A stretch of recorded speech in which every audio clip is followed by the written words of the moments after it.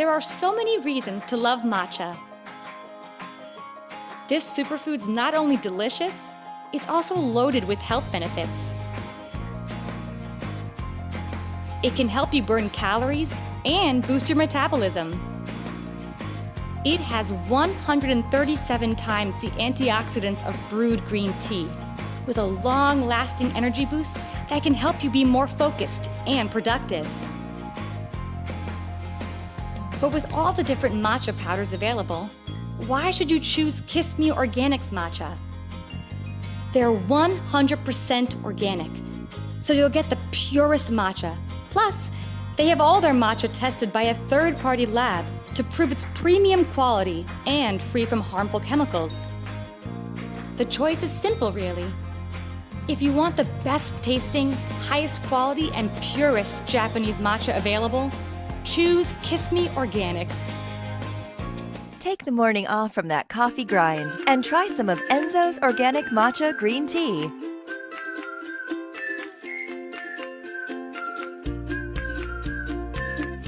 We're a small customer-oriented company with a goal to bring our one-of-a-kind product to the world. Our powder is made from the highest quality organic green tea.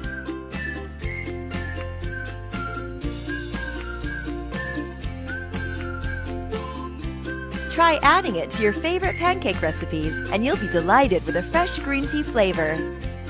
Our delicious green tea has tons of antioxidants, provides an energy boost, and tastes great.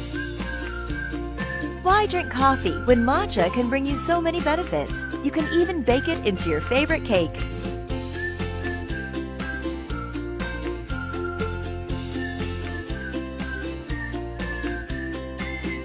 The whole reason we started this company was to show the world how great matcha can be. We even donate 10% of our profits to charity, so every purchase, you know you're helping the community.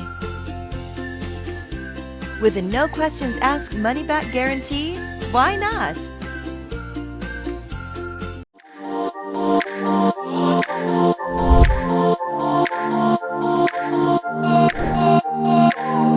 You are getting a superfood multivitamin just with all the good stuff that you need to feel good inside and out. It's so green, I love it. Delicious too. Cheers. Oh my gosh. Guys, I wish you can taste this. You have to get your own. It gives you energy, so it's great for the morning. And it's delicious. And it's really good for you too. This has been an absolute lifesaver, and I mean that literally. I love it. Cheers.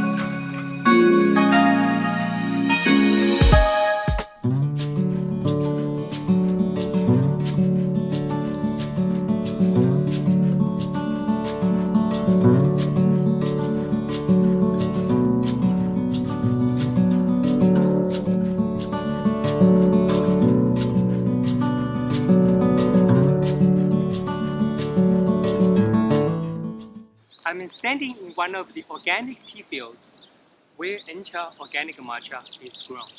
It feels so special and wonderfully grounded to stand right here. I'm a firm believer of from farm to cup and organic farming.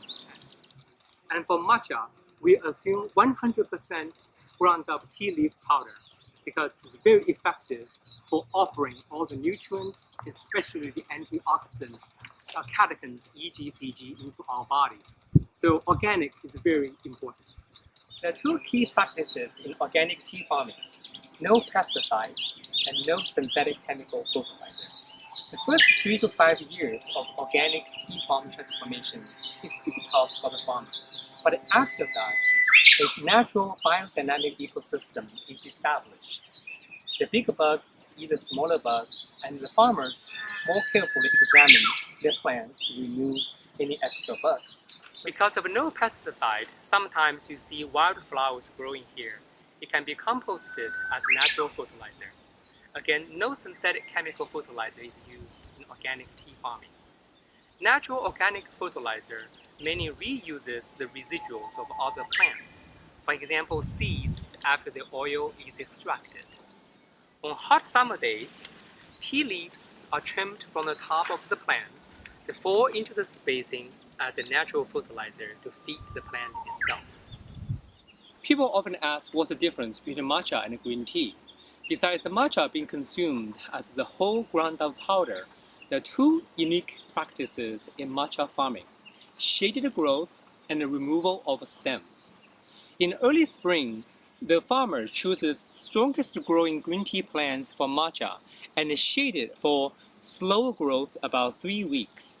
In shading, a natural, wonderful process occurs, which is the plants grow more theanine. Theanine helps our mind feel calm and focused. It is exactly the theanine in combination with a moderate caffeine in matcha that helps our mind feel calm and alert at the same time that helps us improve mental focus. Secondly, after the leaves are harvested and dried, the stems of the leaves are removed. Only the pulp of the leaf is ground up into powder. That's why matcha tastes much softer and savory. I drink a cup of Encha every morning and afternoon. Today it's going to be very special. I'm going to make a cup of Encha right here where it's grown.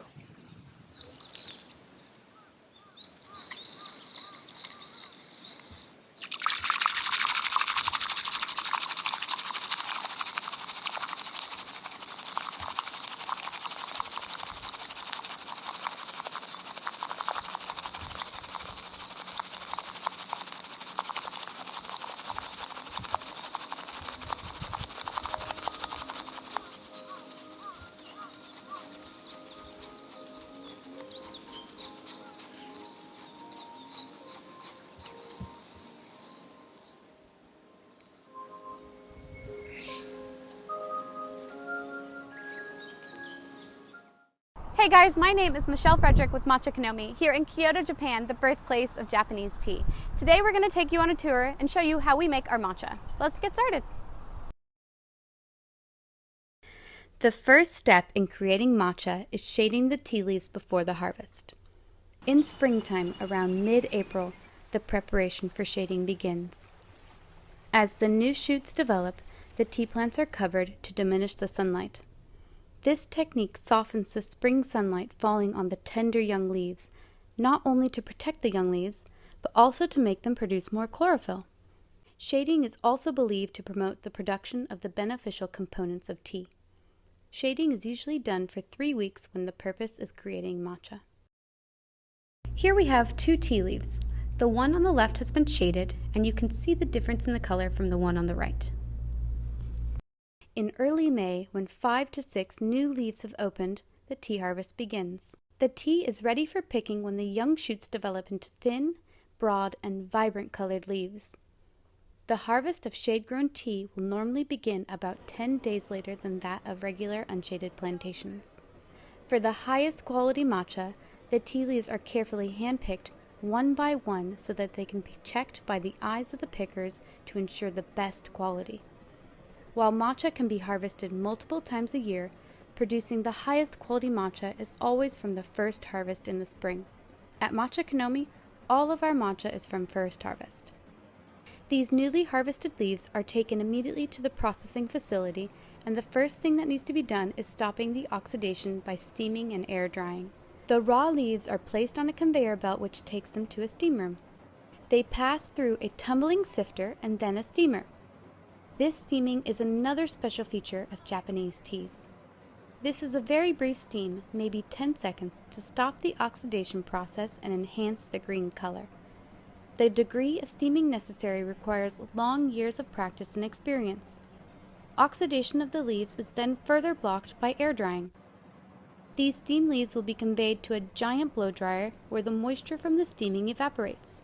The leaves are blown through huge nets and then fall individually on a conveyor belt going through a drying oven. The leaves pass slowly through the oven, thereby losing almost all of their moisture. In this process, they are reduced to about 20% of their original weight. The dried, semi-processed leaves are known as aracha. These leaves are then carefully packaged and stored in refrigerated units until needed. On demand, only the necessary amount of semi-processed tea leaves are processed into matcha. In the old days, these semi-processed leaves would have been stored in big barrels and kept at the tops of the mountains and temples to ensure its safekeeping under low temperatures until needed. That's why matcha was mainly popular among the wealthy and powerful. Processing into matcha. The required amount of semi-processed leaves are removed from refrigeration and chopped to uniform size. Next, the cut leaves pass through machines to separate the meaty parts of the leaf from the stems and veins. This process is carefully repeated many times until nothing but the soft tissue remains. After that, they pass through a static electric separator, which removes the tiniest bits of straw and old leaf parts. Processing removes all of the stems, veins, and old leaves, leaving only the soft tissue. The final product is known as tencha, which will then be ground into matcha. The volume of ready-to-grind tea leaves is about 1/10 of the original raw leaves. Stone grinding. Before being ground in stone mills, the tea particles are blended by the master to achieve the right flavor. The grinding room is kept at special temperatures, 40% humidity, and limited light for short periods during the day to monitor the grinding to ensure the perfect environment. The room must always maintain perfect conditions. The finest matcha for our customers is the utmost importance. At Matcha Konomi, the grinding is done on demand and as needed to ensure fresh matcha throughout the year. High-grade stone mills bring out the finest flavor from the tea leaves.